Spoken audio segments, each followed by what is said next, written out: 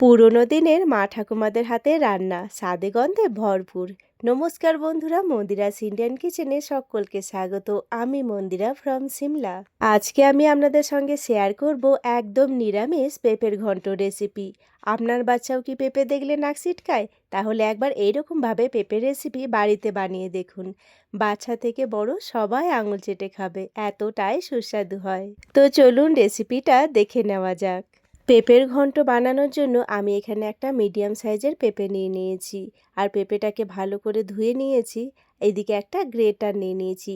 আর greater দিয়ে পেঁপেটাকে ভালো করে গ্রেট করে নিয়ে আসছি।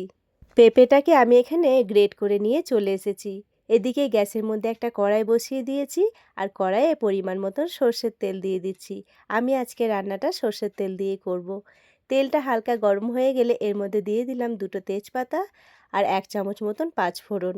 তেজপাতা আর পাঁচফোড়নটাকে দিয়ে একটু নাড়াচাড়া করে নেওয়ার পরে এর মধ্যে দিয়ে দিচ্ছি গ্রেট করে রাখা পেঁপেটাকে দিয়েও ভালো করে নাড়াচাড়া করে নিচ্ছি।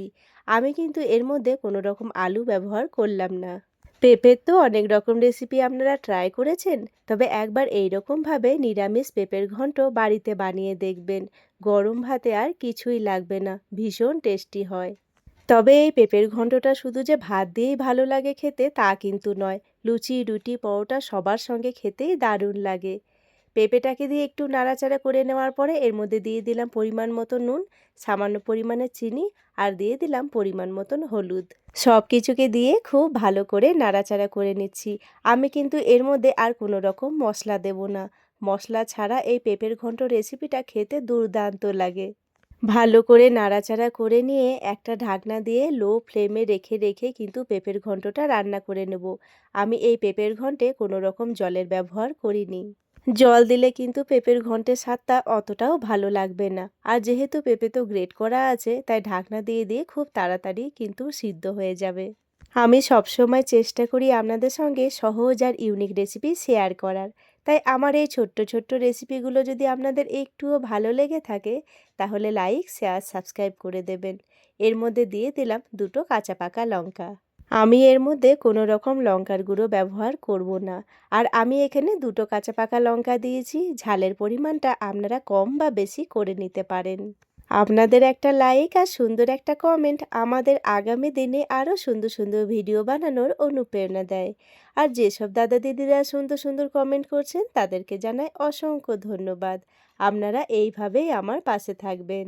বেশ কিছুক্ষণ ধরে ঢাকনা দিয়ে রান্না করার পরে পেঁপেটা কিন্তু আমার এখানে খুব সুন্দরভাবে সিদ্ধ হয়ে গেছে। একটু ভালো করে নাড়াচাড়া করে নিচ্ছি আর একটু ভাজা ভাজা করে নিচ্ছি। এবার এর মধ্যে দিয়ে দেবো হাফ বাটি মতন কুড়োনো নারকেল। এই পেঁপের ঘন্টের রেসিপিটা নারকেল কুড়োনো দিলে খেতে ভীষণ ভালো লাগে। তবে যদি আপনাদের কাছে না থাকে তাহলে আপনারা স্কিপ করে যেতে পারেন, তবে থাকলে দেওয়ার চেষ্টা করবেন। কারণ পেঁপের ঘন্টে নারকেল কুড়ুনিটা দিলে পেঁপের ঘন্টের স্বাদটা দ্বিগুণ হয়ে যায়। নারকেল কোড়াটাকে ভালো করে মিক্স করে নিয়েছি। আমার পেঁপের ঘন্টটা প্রায় হয়ে এসেছে। এবার এর মধ্যে দিয়ে দিচ্ছি 1 চামচ গরম মশলা আর দিয়ে দিচ্ছি 1 চামচ মতন ঘি গরম মশলাটাকে দিয়ে আবারও ভালো করে নাড়াচাড়া করে নিচ্ছি।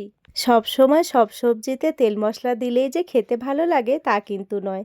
কখনো কখনো সামান্য তেল মশলা দিয়ে রান্নার স্বাদও কিন্তু অপূর্ব হয়।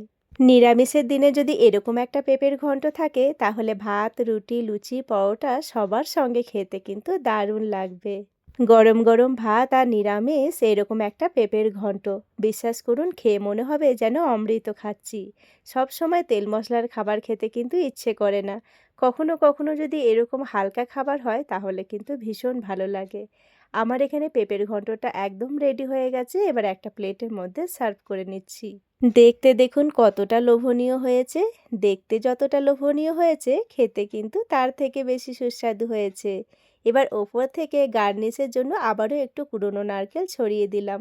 এটা পুরোপুরি অপশনাল, দেখতে সুন্দর লাগবে বলে আমি ওপর থেকে কুড়োনো নারকেল ছড়িয়ে দিলাম। তবে আপনারা কুড়োনো নারকেলের জায়গায় কিন্তু ধনেপাতাও ব্যবহার করতে পারেন। আমার কাছে ধনেপাতাটা ছিল না, তাই কুড়োনো নারকেল দিয়েই গার্নিশ করলাম। ভিডিওটাও তাহলে এখানেই শেষ করছি। আমার আজকের রেসিপি আপনাদের কেমন লাগলো অবশ্যই কমেন্ট করে জানাবেন। ভালো লাগলে লাইক শেয়ার সাবস্ক্রাইব করে দেবেন। আবারও আসবো নতুন কোনো একটা রেসিপি নিয়ে। ততক্ষণের জন্য সবাই ভালো থাকবেন, সুস্থ থাকবেন। এতক্ষণ পর্যন্ত আমার সঙ্গে থাকার জন্য সকলকে জানাই অসংখ্য ধন্যবাদ।